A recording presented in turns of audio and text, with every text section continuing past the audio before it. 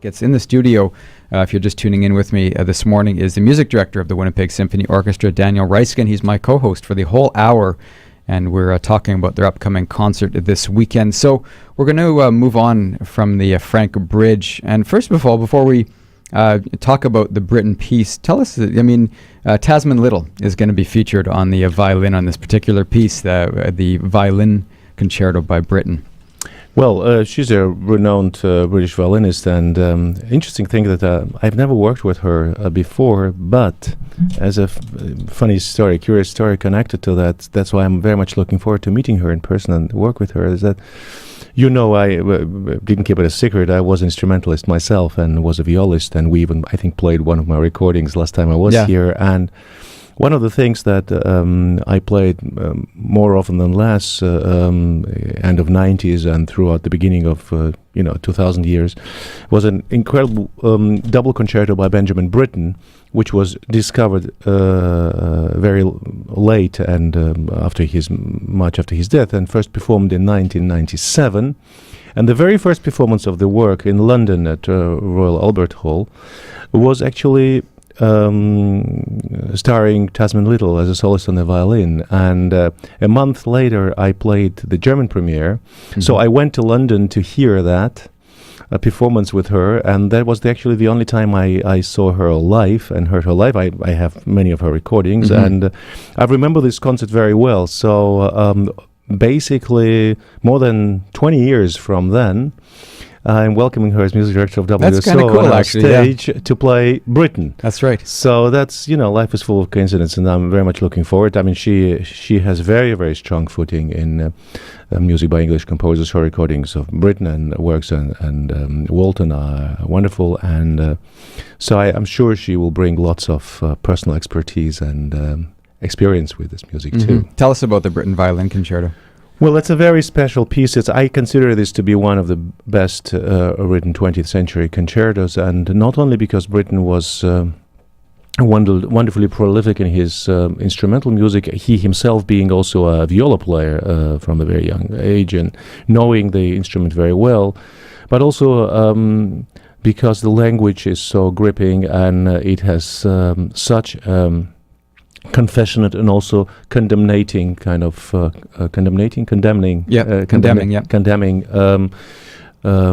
feature to it, talking about what will become the tragedy of the Second World War. The work on the concerto he started in 1938, shortly after the Spanish Civil War broke out, and he actually was writing this for his very good friend, Spanish violin virtuoso Antonio Brosso, who escaped the Spanish Civil War. And then Brittain himself was following the inspiration of British poet Auden to leave Britain and in uncertain times and going to North America, and he landed in Canada. So in a way, this work has also a connection to Canada, because he started working on it in 1938, but continued to work on the concerto when he landed in North America. And the first point of entry was Canada. He spent here a few months. Then he went to States, and the work, it has incredible energy and openness. It's a very accessible language. It uses some wonderful instrumental colors and orchestral instrumental colors, but also the movement we're going to play, the second movement of the concerto, is clearly imbued with Spanish flamenco character. You can't overlook that and overhear that. But for me, some of the most gripping pages of 20th century music are the last pages of this concerto's last movement, where in a very strong terms, the voice of violin becomes a human voice, something I can maybe compare to the synagogal cantor, and singing this incredible lament and words of condemning what is happening, and never actually finding a resolution. Is it going to become all good, or we are in for a very long and dark ride? Because he is not finding the conclusive key, whether we're ending in D major or in D minor, and it's just so incredibly tormenting, this ending. So I'm very much looking. It's one of the pieces that I find personally very much speaking to me. Okay, we're going to have a listen to the middle movement. It's a 3-movement work, the Britten Violin Concerto, and we're going to play a version with James Ennis on the violin. Don't have the Tasman little one. You'll have to actually go see it live. There you go. Go see it live. It's taking place this weekend. So here's James Ennis with the Bournemouth Symphony Orchestra, led by Kirill Krabitz.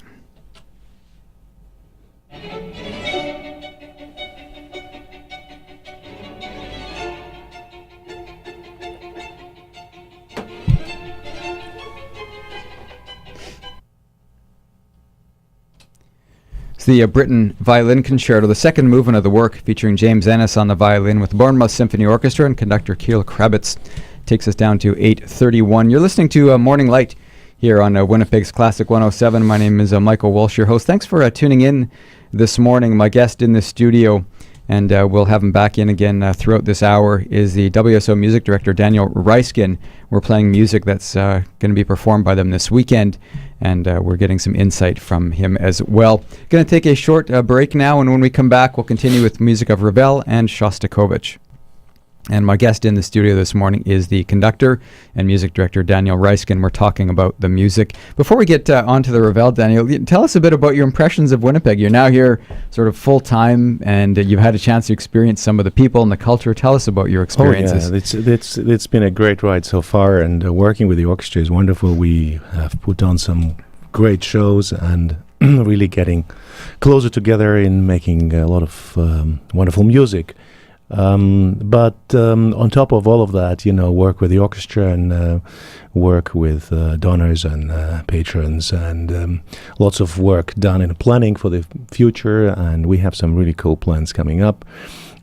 There's so much to discover in the city, and I'm just so happy, having a place of my own here and residing very close to the office and the concert hall. But just mentioned that I feel it's a very vibrant cultural ecosystem here. So anytime I'm free for a couple of hours, I venture into meeting all kind of people and learning about institutions. Like yesterday, I had 2 rehearsals with WSO and some meetings, and I still managed to have a wonderful tour of a plug-in gallery offered by their CEO, Jennifer Papararo. It's great to discover what's happening there on the visual arts scene. And from there, I walked to the Westminster Church for a wonderful concert with MCO, Manitoba Chamber Orchestra, and Karine Gavin. I mean, it's as much as I can learn about what's happening here, it's the better. And I went the other day to the concert of Camerata Nova, a very interesting vocal ensemble, and a great work by Andrew Balfour. Yeah. Man, you got all the names down of all the orchestras and all them. Well, impressed I'm already. working on it. Yeah, and it was really gripping also because it was the new work of Andrew is called The Fallen, and it's dedicated to the Canadian soldiers of indigenous background enlisting into the Canadian Army and going fight with allies against the Germans, and not finding their place on in the society on their return. So in nowadays of truth and reconciliation process, which is very bumpy and difficult process, but very important, this work stood out. So it gave me lots of thoughts. Also. So much happened during the First and Second World War. And then, before that, I had lots of fun meeting people from University of Manitoba, music faculty, and seeing all these great teachers and talented students working together. And this is where I first met, for example, Tracy Dull, with who we had 2 wonderful concerts last week. So I'm really trying to absorb as much as I can of the Winnipeg culture community and its people and people around all these institutions. And very often you go to one concert, you meet the same people that you go to another concert. But, sometimes demographics are a little different. If it's more contemporary music, you will meet people of different age maybe and other interests, and then you go to a strictly chamber orchestra concert, and there you will also see some familiar faces. But it's just great to see how much support and interest this community gives and has for art in general and music in particular. So for me, that's a very comforting thought that what we do is really appreciated and needed. It's not an institution that is here because of the size of the city and, kind of a sociological necessity. We need to have a symphony orchestra. It's because it's really appreciated and it's for the people who care about it. And I think we can achieve so much more with our music and the power of it in our world that is unfortunately not becoming less divided these days. And, divisiveness leads to conflicts, and we know what the conflicts can be, especially in the days when we remember of atrocities of both world wars in of 20th century. Well, we do our best to connect all those different groups here at Classic 107, so it's a pleasure to have you in this morning. Absolutely great. Let's talk about the concert coming up, and that you're also going to be doing a very important piece by Ravel. This is... Yes, it's Le Tombeau de Couperin by Ravel is actually an iconic piece, and not only because it's a piece which is very often played during remembrance events, but simply by the fact that its tone and color seems to be so incredibly upbeat and so undramatic and so happy in a way. And there are different ways to remember the fallen, and Ravel thinks of his fallen friends, many of whom he served with for the short time, having enlisted into the French army. But he tends to remember them in the better days and the brightest memories, instead of lamenting on their loss. And it's a very strong feature of character if you can think of someone who has departed in these terms and not weeping, not in all the sadness. Yes, I think it shows an unique strength of character, and also this hopefulness that imbues this music. And he leans on his great musical predecessor of the 17th and 18th century, Rameau, Couperin, and the brightest times of French music. It's a piano work originally, but he took such incredible, with such incredible attention, he orchestrated it. It's very often the piano music is not something that, when it's conceived as piano piece, is not something that translates immediately to the orchestra. But with Ravel being such a master of orchestration, he finds the sonorities and most interesting combination of instruments to actually make it work in a unique way. And so this undeniably upbeat character of this music, in a context of remembrance, stands out because we really want to remember people who have left us, not only mourning their departure, but really celebrating their life and what the friendship or the knowledge of them gave to us. And this is usually the happiness. Okay, we're going to play you the opening movement now of Ravel, Le Tombeau de Couperin. This is Pierre Boulez and the Cleveland Orchestra.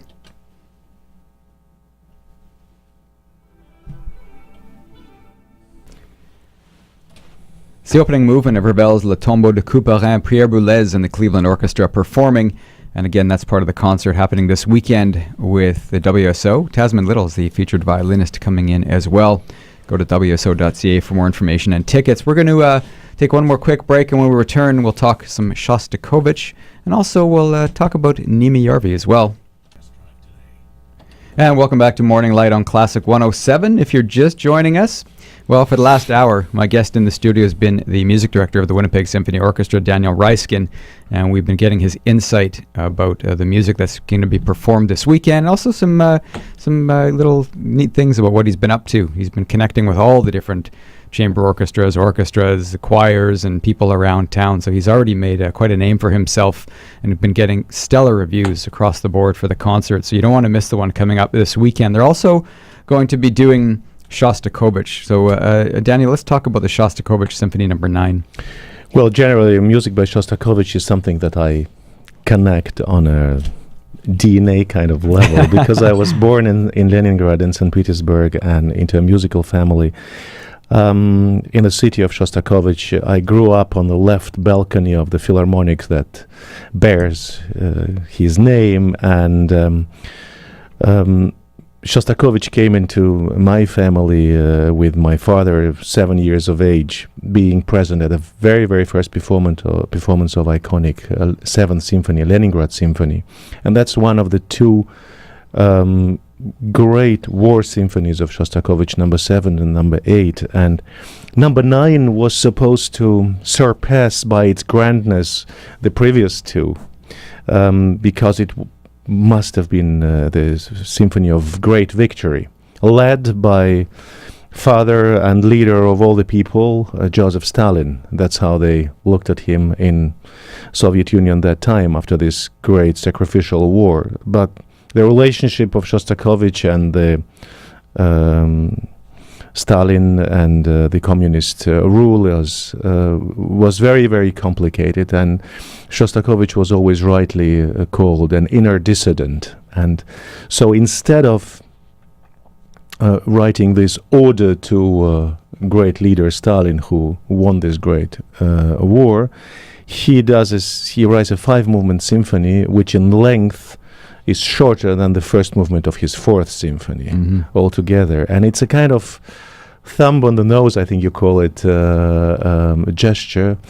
It's incredibly joyful because there was a lot to be happy and joyous about. The war was finished, but he didn't want to commit to writing an official grand propaganda cantata kind of symphony, highlighting the role of the party and Stalin, because he knew very well that the Second World War started in a way with a pact between the Hitler's Germany and Stalin's Communist Soviet Union, and that half of Europe was bombed by Germans using the Soviet kerosene and petroleum. So being that far forward-looking and so well informed about the tragedies that preceded the Second World War, and millions of Soviet citizens perished in Soviet working camps, he just couldn't do what was expected from him. And instead, he wrote, in a way, a grotesque symphony, which has some very, very tragic moments. And the other thing Shostakovich was up against is the mere fact of writing the 9th symphony would be imminently compared to Beethoven's 9th, the symphony of joy and victory. But he also quotes in that symphony for a very short time, for a very short few notes, he quotes Beethoven, but also he quotes another 9th symphony, one of the most dear to him, the 9th symphony by Mahler. And only the people who really know this symphony would recognize these few notes from Mahler. And that's a gesture that clearly shows what Shostakovich in this music is all about.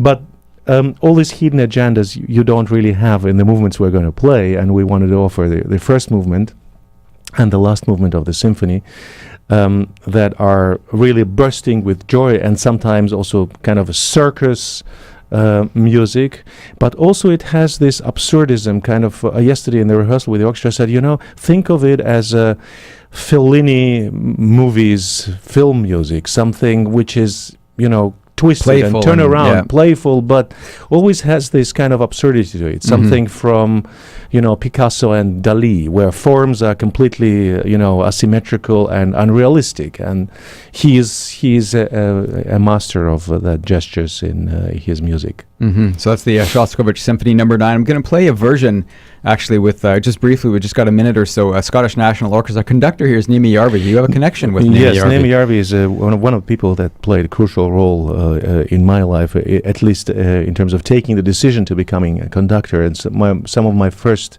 important steps I made were under his thoughtful eye and also encouragement. And I will never forget one of the most important things he said. When your career will go well and you will stay in good hotels, never forget the most important thing about conducting will be on the thing you hang on your door. Don't disturb.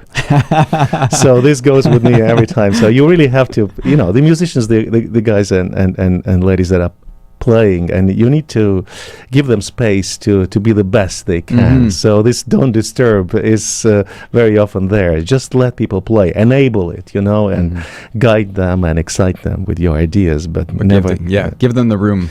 Yeah. So and he had himself such a difficult relationship with the Soviet power, being actually expelled from Estonia, where he is from, in the times that the country was still under the Soviet rule. After he has performed a religious and very important work by Arvo Pärt, who is not unknown here, and his choral work Credo in 60s made such a strong impact that they argue that has been a beginning point of independence that Estonia has gained many years later from Soviet Union, and he was punished for that by being expelled and spent most of his life after that in the States and outside his home country. Yeah. That's a good way to wrap up. We'll celebrate. We're going to celebrate Niemi Järvi and the Scottish National Orchestra. This is the opening movement of the Shostakovich Symphony No. 9 in E flat.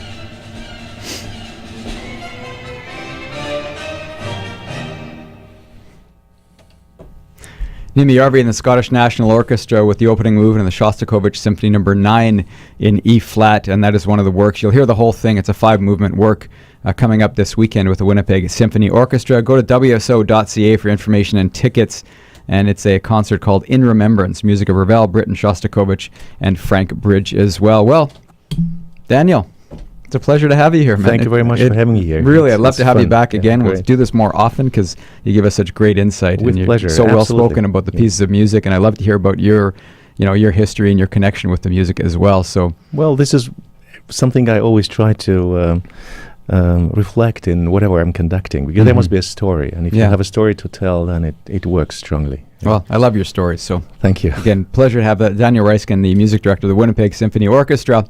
Again, go to wso.ca for more information and tickets.